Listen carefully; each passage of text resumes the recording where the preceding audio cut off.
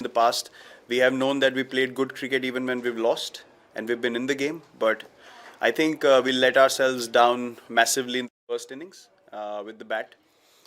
You could say that the toss, played a big role in this Test match, but it's an uncontrollable. So you can't really focus on that and take that as a massive factor. But having said that, I think the first innings, our performance really pushed us back. We knew the conditions are going to keep getting better. So if you get 232, 240 in the first innings of the Test match, then you're giving your bowlers a chance, and then your second innings, deficit also becomes smaller. So I think all these things we have to understand that we were not at our best in this game, and there is no shame or no harm in accepting that. Absolutely. And only when we accept this, we will come out in the next game with a much better mindset and much better competitiveness that we have shown as a team, and that is actually the representation of this Test team, the way we play our cricket, and we have to take a lot of pride in that, and this game wasn't that example. Get into a positive frame of mind. I think in Test cricket in general, you have to be in a very clear state of mind. You can't really play at home. Also, you can't really play a lot of shots. You can't just say that I'm going to smash the ball from ball one. You have to choose what kind of ball you want to hit, even on turning tracks. That's the key to. But you also have to maintain that intent where you are putting those boundary balls away. I think also we have to accept and understand that New Zealand bowled really well in this Test match, both the innings. Although first innings there was a bit more assistance, but in the second innings I think that's been their strength. They put fielders accordingly. They get into the mind of the batsman and then make the batsman do something that they don't want to. I think that's a very thin line and a very delicate balance when to attack and when to put the bowler under pressure, which we failed to do in this match. And there's no harm in accepting that. We have done that on many occasions, but this was a Test match where we were not able to do it. That has to do with partly good bowling from New Zealand and partly us not pressing that momentum onto them when required. So I think it was perfect for them because they bowled well, and we allowed them to bowl well for longer periods rather than doing something about it in a partnership. So as you said, when Jinx started, and the plan was to just go positive. If we both add 70, 80 positively, then the game changes. You have to take those chances. Sometimes they don't come off, but if you try and do that for longer periods, they do tend to come off, and the situation changes, which we have addressed already, and something that we will keep in our mind going forward.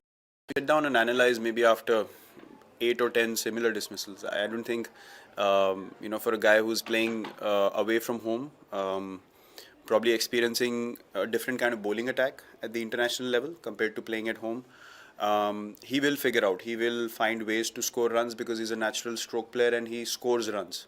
It's not like, he gets small runs, he gets big runs, so he knows how to get runs. It's just a matter of understanding the pace of the wicket and conditions as soon as possible. And then when he's again in a clear frame of mind, then he's very destructive. So I think overseas, as you would have seen, whenever we have done well, the opening partnership has been with a lot of clarity and positivity. Even clearing the infield and taking the bowlers on, just so that you put bowlers under pressure. So he is that kind of player.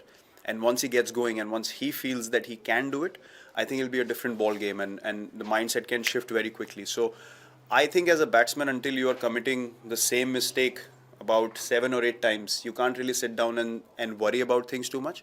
It's just a matter of spending enough time, and then things start to flow automatically. So he obviously wants to perform. There's no doubt about it. Every batsman wants to, and we need to give him that time to get used to the conditions a little bit, and then once he starts scoring, then he'll feel more confident about it. So I don't think at this stage he needs to be sat down and be explained what's going wrong, because I don't see anything wrong. It's just execution of things which wasn't there in this game, which if it comes off, we're talking of a whole different language. Attacks in the past as well with a lot of variety. We've played in South Africa when Mornay, Steyn, Philando all used to play, and they're different heights, and we've faced those kind of attacks. But it was a strange pitch. I was talking to Kane as well. It wasn't seaming around. It wasn't that it was troubling us with swing, but it was slow on the drier side. So you were not able to get the shots away. And I think, to be honest, lack of pace is something that cost us more than being intimidated or being bowled out by an attack. It played perfectly into their plans because they feed off bowling in one spot for long periods and having fielders close in, and unless you take them on, that field is not going to change. So I think the way they bowled obviously was very accurate, and the pace of the pitch also allowed them to keep bowling there because it wasn't easy to get those shots away. And to be honest, I mean, they did not give us any room, even on the back foot or the front foot. So we have to accept that they outplayed us this game and they bowled much better than we did and put enough pressure on us, understanding the wicket pretty well, and which you expect them to playing in their conditions. But I think going forward, we understand what they would like to do, and it's our job as batsmen to try and disrupt it as soon as possible. So we put enough runs on the board. There is there is anything technical. It's just about, as I said, clarity of mind and taking responsibility individually when you walk out to bat. I feel as a batsman, you should not wait for a message from outside to execute something in the middle. I think it's about understanding what you want to do as a batsman, and if that doesn't come off, you say, "Fine, I did not do it in this innings." But if 6, 7 people can think like that, for sure, 2, 3 people will come good. So if we go with a bit of hesitation whether to play our shots or not, rather than just going for our shots and then analyzing the execution later on, I think that's a better balance that we have stuck to in the past, especially playing in away conditions. We've been very clear what we want to do as batsmen. We get off to a start and then we keep that momentum. Then we start leaving well, we start defending well, we start dropping and running well. So I think these are things that are a outcome of a clear head, and we'll definitely be much more positive. There's no doubt about it. Especially in the first innings, we will try and put their bowlers under pressure and try and make them do something different rather than them making cricketers.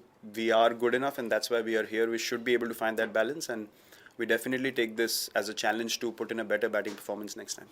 I feel that sometimes scores don't reflect the way you're batting, and that's what can happen when you don't execute what you want to well. And look, when you play so much cricket and you play for so long, obviously you will have 3, 4 innings which don't go your way.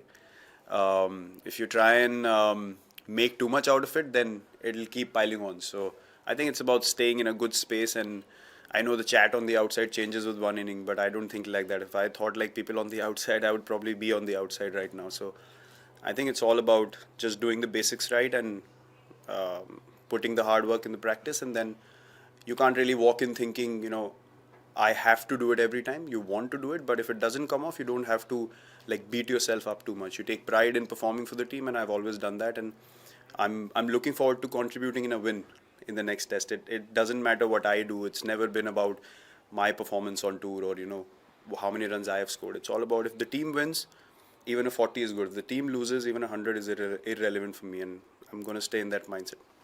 Things first, just block all the noise from the outside. I think people want us to think that this is a massive loss and try and make too much out of it so that we don't quite go in with a clear mindset. And these are things which are natural. Obviously, people will try and get into your head, understanding that you are a top quality side and you can beat any side anywhere. So keeping us mentally in a bad space would help. But we are a side that has never really paid attention to the outside noise, and we will continue to do that. We have to accept and understand that playing sport at the international level, wins and losses are a part of things, but it's what we learn out of it and the way we play. We've taken a lot of pride in that, as I mentioned before, and we will continue to do that. There's no doubt we're going to try and win the next test. We're not going to play in any other fashion, and whatever it requires for us to do as a batting unit and bowling unit and a fielding unit to be able to do that, we're definitely going to come out and do that. We're not bothered about another loss, but we're not going to take a backward step, that's for sure. आज शाम को हारे या 5वें दिन सुबह हारे, लेकिन अगर आप अच्छा नहीं खेले तो आप 4 दिन के अंदर हारेंगे ही, या चौथे दिन पे आके सुबह हारेंगे. तो हमें पता है हम अच्छा नहीं खेलें, और अगर लोग चाहते हैं कि इसका पतंगड़ बनाए, इसका पहाड़ बनाए, तो उनकी चॉइस है. हम लोग ऐसा नहीं सोचते हैं, और इसीलिए हमने ऐसी क्रिकेट खेली है. जैसे मैंने बोला, अगर हम बाहर की बातें सुनते तो अभी हम 7 या 8 नंबर पे होते दोबारा. तो हमें फ़र्क नहीं पड़ता है बाहर लोग क्या बोलते हैं, और अगर हम हारे हैं तो हमें कोई शर्म नहीं है ये एक्सेप्ट करने में. आज अच्छा नहीं खेले या इस मैच में अच्छा नहीं खेले, इसका ये मतलब नहीं कि आप ख़राब टीम बन गए 4 दिन में. तो जैसे मैंने बोला कि हम लोग बाहर जैसा लोग सोचते हैं या बोलते हैं या हमारी सोच को बदलना चाहते हैं, हम वैसा नहीं सोचते. और हमारा काम यही है कि हम 4 दिन अभी दोबारा मेहनत करेंगे, वैसे ही खेलेंगे जैसे हम पहले खेले हैं, चाहे हारे भी हैं, लेकिन हमने कम्पीट किया है. और अब हमें बिलीफ है कि हम जीत सकते हैं. लेकिन अगर उसमें बीच में एक हार आती है तो उसका ये मतलब नहीं कि हाँ वो बिलीफ चला जाएगा. ऐसा नहीं होता है। ऐसा जैसे कि मैंने बोला, हम लोग ड्रेसिंग रूम में बहुत अलग सोच रखते हैं और हमारा एक जो टीम का माहौल है बहुत अच्छा है और हमारी अंडरस्टैंडिंग बहुत अच्छी है, तो हमें बिल्कुल भी चिंता नहीं है इस हार की कि इसकी वजह से क्या हो जाएगा, हम लोग ऐसा नहीं सोचते।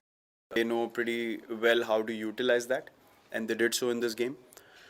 So yeah, that was the only factor. I don't think that.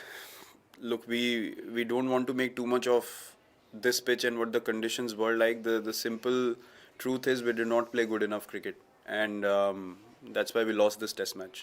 And it's, for some people, it might want to be the end of the world, but it's not. For us, it's a game of cricket that we lost, and we move on. We keep our heads high, and we understand that we need to play well to win anywhere in the world, also at home. There's no cakewalk or there's no easy games at the international level, and teams will come out and beat you. You have to accept it, and that defines your character as a side. So I've mentioned the things that we could have done right as a batting unit, and if conditions are similar, we will try and execute those things next time around. आज हम use करते हैं as a batting unit, I think वो सही होनी चाहिए। तो मुझे नहीं लगता कि संभलना और कॉशियस रहना और चौकन्ना रहना से फ़ायदा होता है, क्योंकि उसमें क्या होता है कि आप अपने शॉट खेलने बंद कर देते हैं। आपको डाउट आने लगता है कि अगर आपको सिंगल भी नहीं मिल रहा है वो कंडीशंस में, तो आप क्या करेंगे? आप सिर्फ वेट कर रहे हैं कब अच्छी बॉल आएगी और कब आप, वो एक्सेप्टेंस आ जाती है कि अच्छी बॉल आउट कर दे तो ठीक है। एटलीस्ट मैं कभी ऐसी सोच से नहीं गया हूँ। अगर मुझे सिचुएशन दिखती है, अगर ग्रीन विकेट है, तो मैं कोशिश करता हूँ कि काउंटर अटैकिंग क्रिकेट खेलूँ ताकि टीम आगे लग जाए। और अगर वो नहीं होता है तो आपको एक्सेप्ट करना पड़ेगा कि आपने सोच सही रखी, आपने ट्राई किया, कुछ वो नहीं हुआ तो fair enough, there is no harm वो एक्सेप्ट करने में। लेकिन I don't think cautious approach कभी भी चलती है, स्पेशली अवे फ्रॉम होम। और अगर आप टॉस जीत के, जब हमने बैटिंग भी करी है, तो कोई अब हरी पिच देख के बहुत लोगों ने बोला कि हाँ बैटिंग कैसे कर सकते हैं, लेकिन हमारी क्लियर अप्रोच थी और पॉजिटिव थी। तो वहाँ पे 180 रन, 190 रन बोर्ड पे भी काफ़ी थे, क्योंकि हमारा माइंडसेट ठीक था। तो आई थिंक जब हम पहले बैटिंग करें, हमारा टीम का प्लान रहता है कि एक सर्टेन टोटल बॉलर्स को दें, और वो टोटल कैसे देना है हमें, वो अपनी अपनी स्ट्रेंथ के हिसाब से हमें फिगर आउट करना पड़ेगा कि रन कैसे बनाने। अगर हम बहुत ज़्यादा कंडीशंस के बारे में सोचेंगे तो फिर हम बैटिंग पे फोकस नहीं कर पाएंगे।